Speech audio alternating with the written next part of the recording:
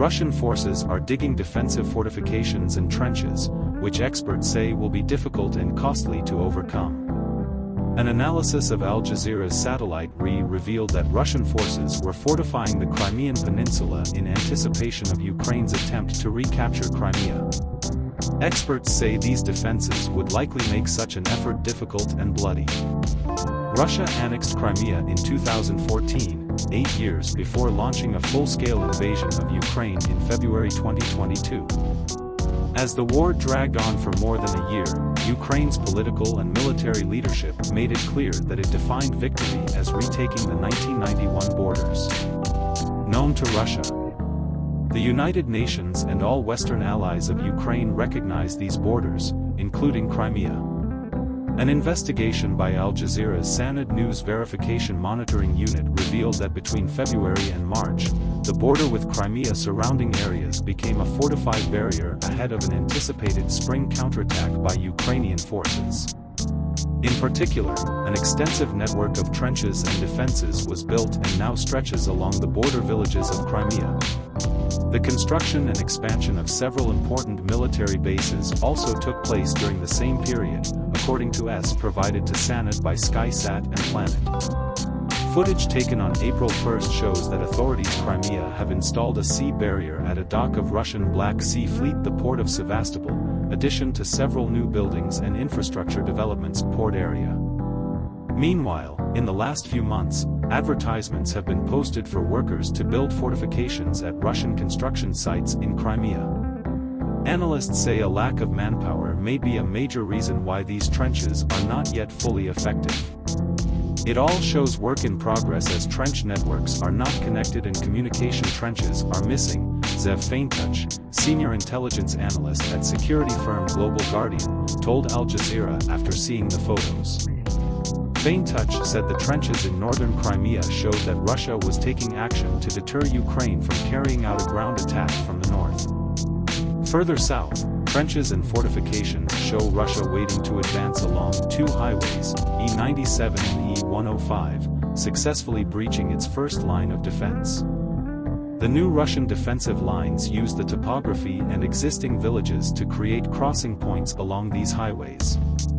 In essence, if the Russians find themselves on the defensive in Crimea, they plan to give Ukraine a taste of its own medicine, said Donetsk. Crimean operations make sense. Last September, Commander-in-Chief of the Ukrainian Armed Forces Valery Zaluzhnyi and Lieutenant General Mykhailo Zabrodskyi penned a strategy paper, which they described as center gravity, Russia's occupation Ukraine and a region that would make it permanently possible. Russia will threaten Ukraine. Crimea was and remains the basis lines of communication on the southern strategic flank. Russian aggression, they wrote. The territory peninsula allows for the deployment of important troop groups and provision material resources.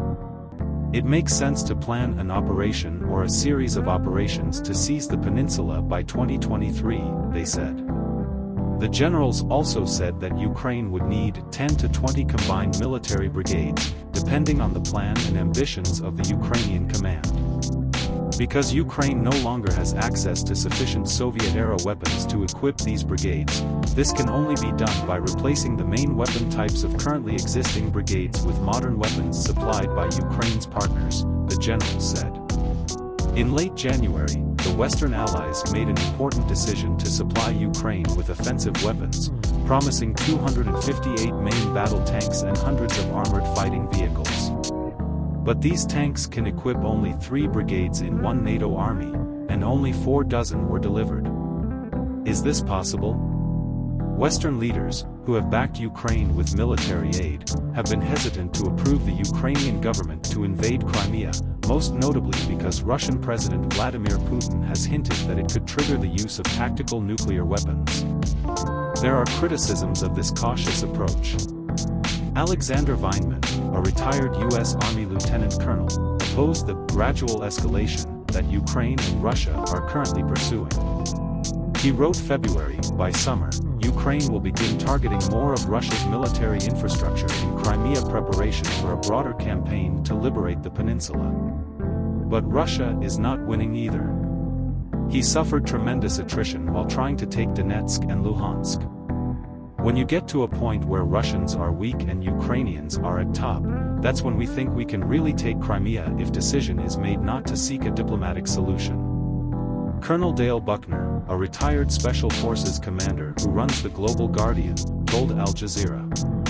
As for Putin's nuclear threats, Ukraine denies them. Military intelligence chief Kirilo Budanov called these not true. Crimea will be returned to us. I will tell you more. It all started in Crimea in 2014 and will end there, he said.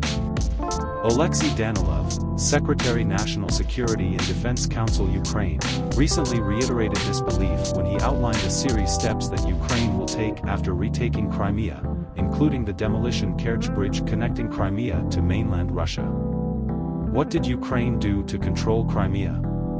It could be argued that the Crimean War began last summer when Ukraine forced Putin to withdraw its large military assets.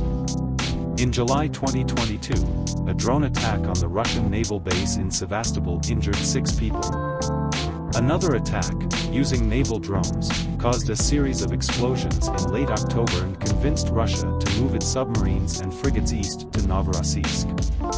On August 9, a drone attack on Ukraine's Sakei airport disabled about 10 Russian Su-24 and Su-30M aircraft, forcing Russia to move its aircraft to the Russian mainland.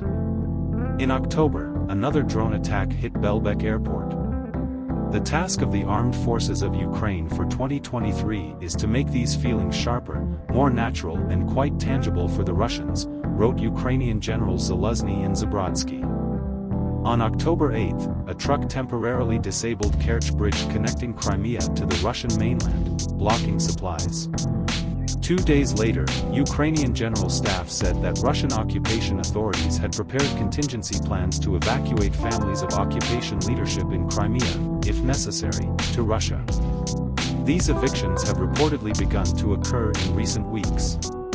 Attacking Crimea, even with new and superior equipment, would be dangerous for the aggressors, just as the Ukrainians can make minced meat from Russian armor and armored fighting vehicles, Faintuch said.